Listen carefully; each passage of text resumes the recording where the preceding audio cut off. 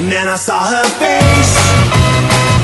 I'm a believer, and not a trace of doubt in my mind.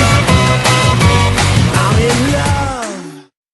Hey guys, E1-4 here, and I am back with another reaction video. And yes, as for this video, or series, I'm reacting to the first 4 to see if I like the series. And as for this series, this is called Totally Legit Recap. I don't know what this could be about. It could be funny. So yeah, I'm gonna go on with Season 6 right now. I'm starting with Season 6. And as for the first episode, it's the Crystalline Part 1. The Crystalline Part 2 is the next episode. And the last 2 episodes I'm going to react to is The Gift of Mod Pie and I forgot what the last episode is. Hold on. Oh, On Your Marks. So yeah, it's been a while since I've watched all of the Season 6 episodes. I have to go back and rewatch those episodes because I thought some of the Season 6 episodes were pretty good.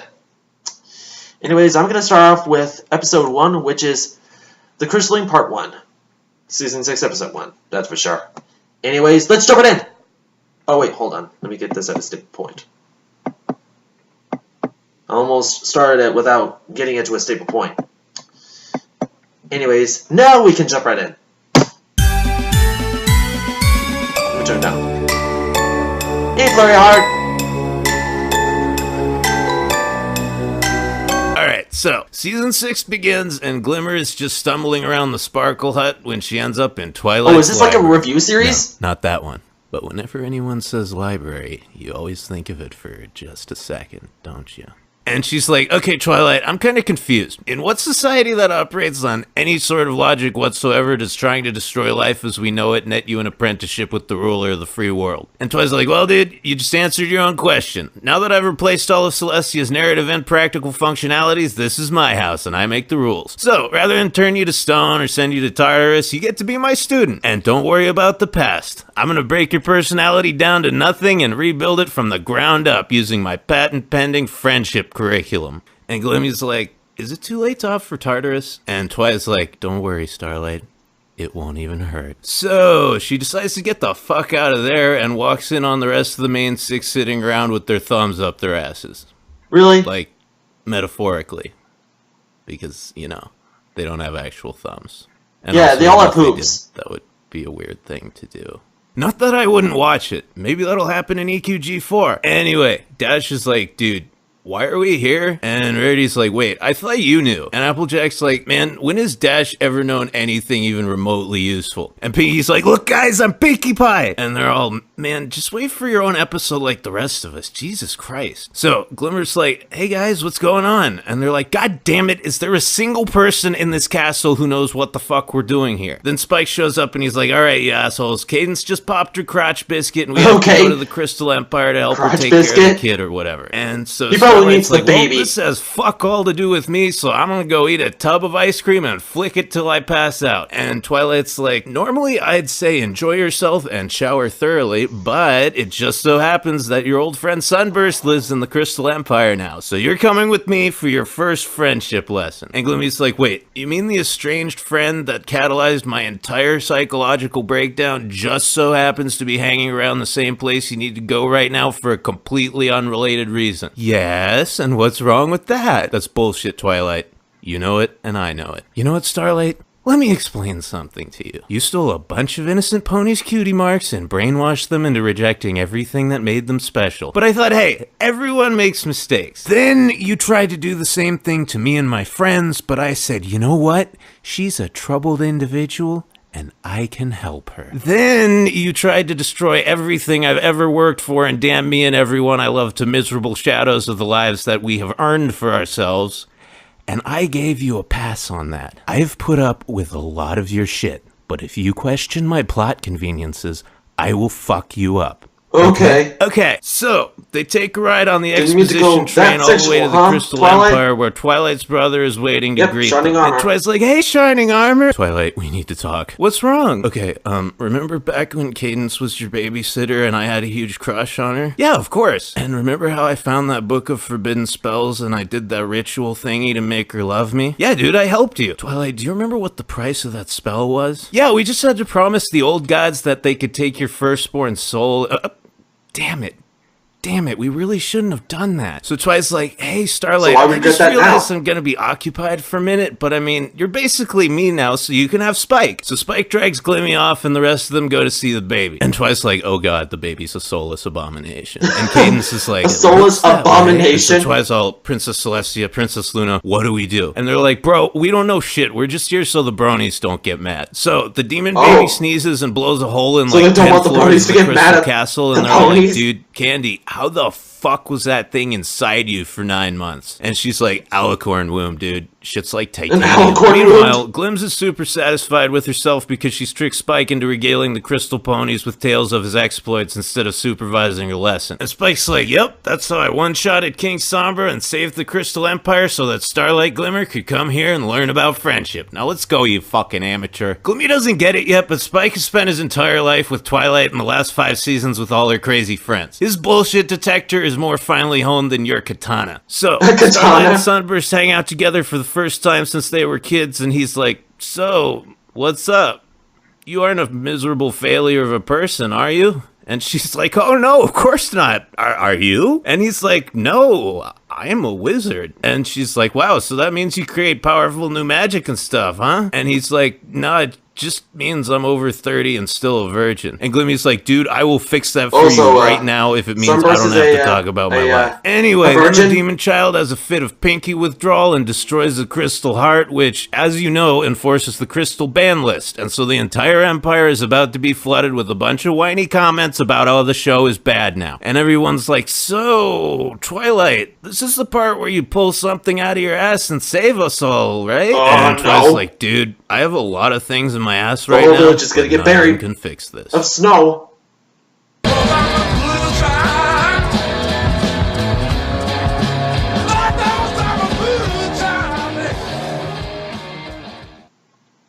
Okay then.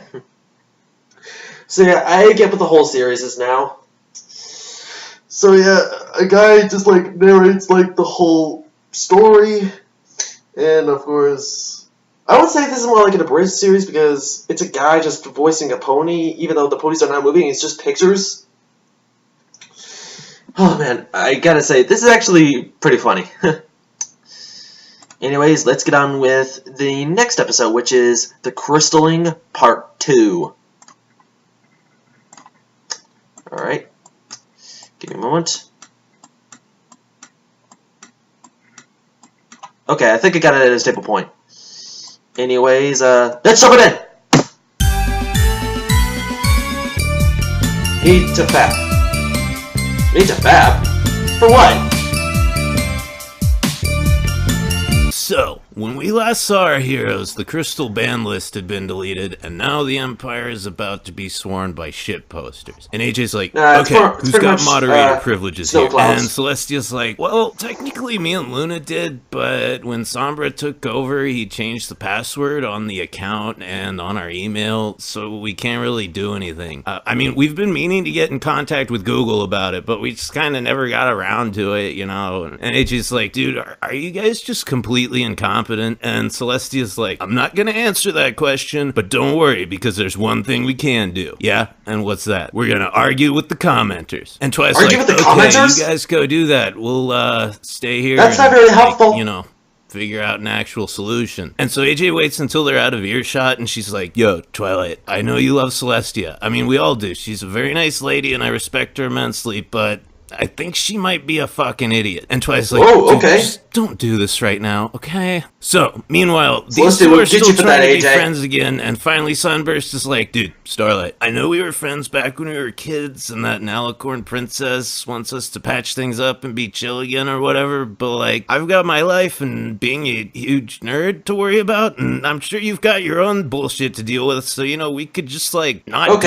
this. And Glimmy's like, oh my god, dude, I wanted to say something, but I didn't want to hurt your feelings. Yeah, totally. Let's just not. I mean, I will add you on Facebook, but, you know, other than that, peace out and have a nice life. Get added on and Facebook? Spike's like, Starlight, what the fuck was The that? ponies don't even have like, Facebook well, he obviously accounts. doesn't give a fuck, and I pretended to feel the same way because despite how much I hate myself, for some reason I still have a massive ego. So what, you're just gonna completely bitch out like that? Oh, Spike, one day when you're an adult, you'll understand how easy and useful it is to convince yourself that giving up is an accomplishment. And Spike's like, dude, I guess you don't know, but I'm a legal adult, bro. Twilight hatched me when she was like 5. Wait, but she said you were a baby dragon. Yeah, because dragons live for like 1,000 years, Sorry, man. it was my And fault. Glimmy's like, oh, well, now I feel really weird about that time I gave you belly rubs. And he's like, dude, you think that was weird for you? Turn my dick into a curtain rod and then you just left. Anyway, that's not the point, although we should talk about that later. The point is right now, Sunburst is probably doing exactly what I did after that belly rub, crying and masturbating. Obviously, he wants to be friends, but you guys are both too autistic and terrified of rejection to even try. And Glimm's just like, whatever, dude, fuck you. Let's find Twilight and go home so I can do it too. I've been horny since the beginning of part 1, and now I'm fucking depressed too. So Dash, Fluttershy, and AJ are trying to tell the Crystal Ponies that everything's about to go to hell and they should get back inside like now, but apparently they've like forgotten how to communicate concepts. Also, this chick looks like she's about 70 years old, but sounds like she's 20. That shit's fucking freaky, man. Anyway, Glims and Spike realize something's wrong, so they find the others, and Glimmy's like, so, what's going on? And Punk's like, you want the long version or the short version? The short one, I guess? Shit's fucked. Oh, well, yeah, that's definitely not an optimal situation. And Twi's like, dude, wait, I think I can fix this. Nope, it's fucked. And Candy's like, yo, Starlight, if you, like, know some random dude who lives really close by and just happens to be a genius who can magically unfuck our situation, feel free to go get him. You know, I'm just saying. And Glimmy's like, actually, now that you mention it. And Princess Twiggles is like, Spike, go with her. I don't need you anymore. So Glimmy goes back to Sunburst's place and he's just been beating off and sobbing ever since she left. And he's like, dude, I'm so sorry we lost touch after I went to magic school. I hope it didn't, like, mess you up emotionally or anything. And Glimmy's like, oh, no. And Spike's like, dude, you fucking damaged her. She started a cult and then tried to destroy the world. And Sunburst is like, wow, I really hate myself. And Glimmy's like, dude, I fucking hate myself too. But look, shit's fucked, and if we don't set aside our angsty personal bullshit and do something to save the Crystal Empire, we're gonna hate ourselves so much more. Like, seriously, let's be decent people for once and do everything we can to help, and if we fuck this up, we can just kill ourselves. And Sunburst's like, you know what? That sounds good to me. And Spike's like, was that a joke, or did you guys seriously just make a suicide pact? Meanwhile, the OG diarchy is still fighting with commenters, and Celestia's like, god damn it, I'm running out of cogent arguments. And Luna's like, wait, you're legitimately trying to argue with them? I'm just posting Bane, bro. So Sunburst, being the smart motherfucker he is, realizes they can just use Celestia's old cell phone that's still connected to her email account to change the password on the Crystal Heart. Then they use 3 Alicorn authentication to log back in and turn off comments. Then he puts a copyright claim on the Old Gods channel so that all their souls, including the babies, go to him. And a few rituals and a blood sacrifice later, the loin biscuit from hell is now a normal child.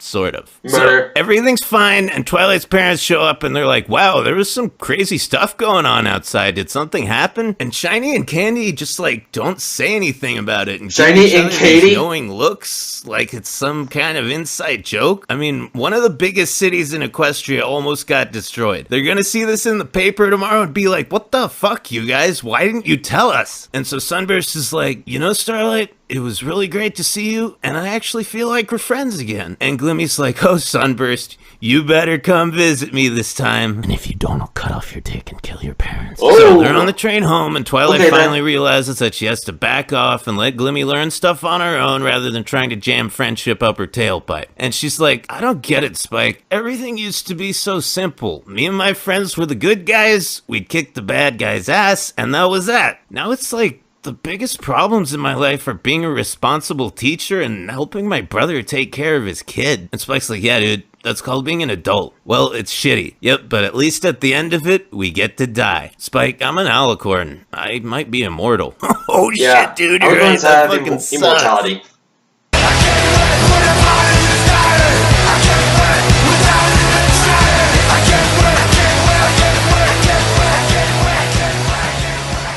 Wait. Are those songs copyright? Are they copyright music? I hope not. So yeah, that was amazing. So yeah, Twilight finds a book and finds out, nope, it's effed. And of course, we found out that that the Crystal Heart is like part of the like password for their email addresses. And of course, they use Celestia's phone to like get the crystalline like all over the Crystal Empire. Everyone turns into crystals. And of course, in the end, Spike just said, we're all gonna die, but of course Twilight's not gonna die because she has immortality. Alicorns have immortality, so does Celestia, Luna, and even Cadence.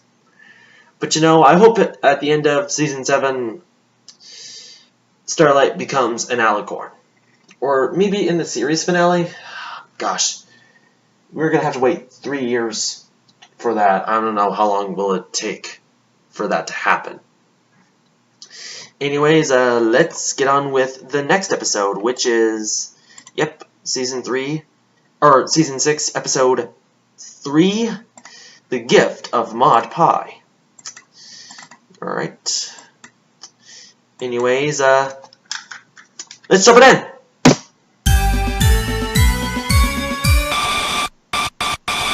Right, and there's so Maud. Pinky's like, yo, Rarity, you want to have an expository conversation? And Rarity's like, dude, what do we got to say? We're on a train to Manhattan so I can scope out a location for my new boutique. And Pinky's like, yeah, okay, we're definitely going to do that.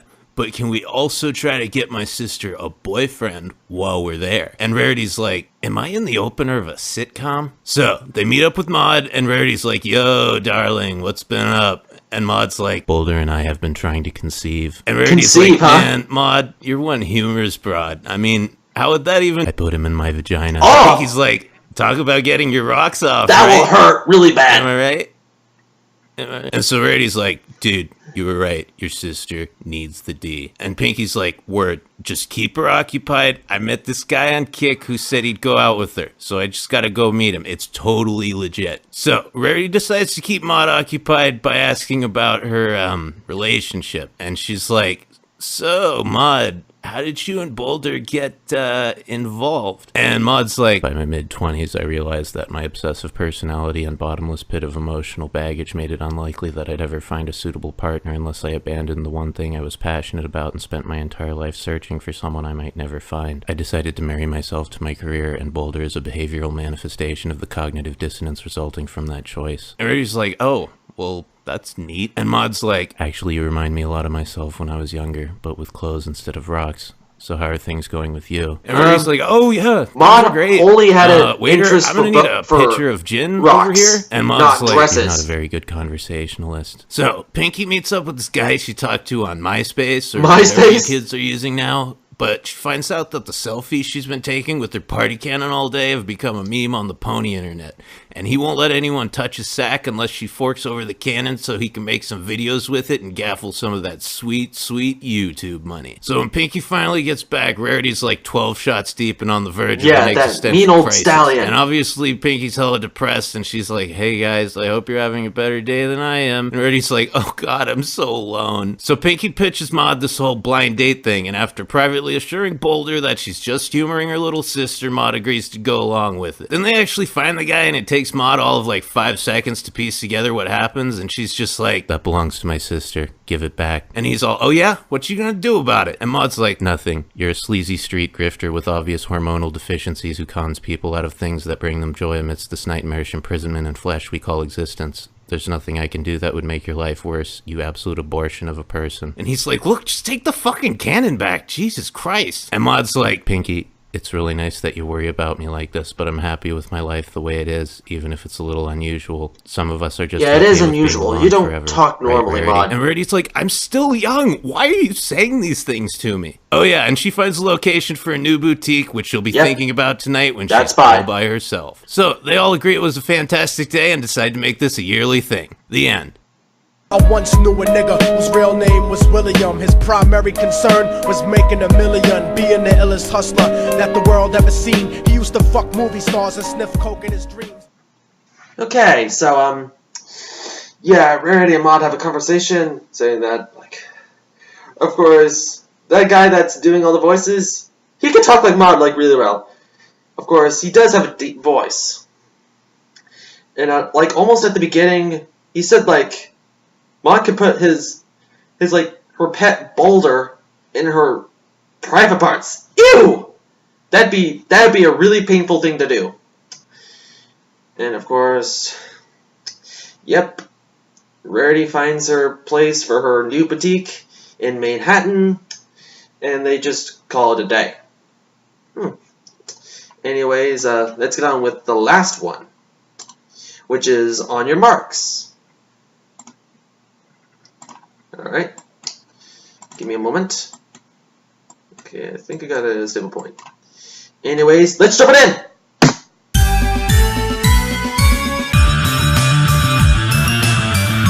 You okay there, Apple Bloom? Seriously, I promise. Oh boy, here we go again. So, the CMCs are trying to have their first meeting since getting their cutie marks, but they're way too preoccupied with staring at their asses to concentrate. And now they know how we feel. So, Apple Bloom is like, alright guys, let's go get our cutie marks. And Sweetie Belle and Scoots are like, they already have their cutie marks. And she's like, oh yeah. And I'm just like, dude, that happens to me a lot too. Basically what this all amounts to is that these three are getting older and they're developing different interests. Scootaloo likes being an adrenaline junkie, Sweetie Belle likes finding new and more elaborate ways to be boring, and Apple Bloom likes desperately clinging to a rapidly dissolving childhood. They try doing some shit together like singing and potion making and volunteer work with potion making in Sakura's place. And finally Scoots is like, dude, why don't we still be best friends, but not drag each other into every stupid thing one of us wants to do? And Sweetie Belle is like, wow, that sounds totally reasonable and productive. And Apple Bloom agrees even though it feels like they've punched a gaping, aching hole in her heart, because she's already learning how to bottle up and stifle her emotions like an adult. Then she sings the most beautiful song I've ever heard in my fucking life, and I don't remember what happens next because I was crying. Anyway, look at Sweetie Belle. Look at that smile and the joy in her eyes. She just made the shittiest scarf in the world, and she is fucking stoked about it. And you know she's thinking like, I'm not good at this, but I'm gonna keep trying until I get better, and it's gonna be so much fun. Sweetie? Fucking tiny horses with your relentless positivity and your self-esteem. Just try it once, fail, quit forever, and feel ashamed like a normal person. So, Sweetie Bee and Scoots had a great day, and Apple Bloom is sunk into a psychotic depression because she knows that this is how it all starts. Pretty soon, they'll all be living in different cities and only see each other at New Year's, and they'll have to be like, hey, what's up? How have you been? Even though none of them actually care because that precious sibling-like relationship they had in their youth is dead, and all that's left is an awkward feeling of obligation. Sure, they'll start talking about things they did back in the day, like, oh hey, remember that time we were happy and life felt like it had meaning? And after a few drinks, it'll almost feel like there's still a connection between them, and they'll share all their online handles and be like, dude, I will totally friend you on MySpace and follow you on Twimbler, and we should get together sometime and eat spaghetti or whatever. Then the next day when they sober up, they'll go right back to never getting around to it and feeling that nagging little guilt and sadness gnawing at the backs of their minds because they know it's never gonna be like it was, so why even try? Or, you know, that's just my take on it.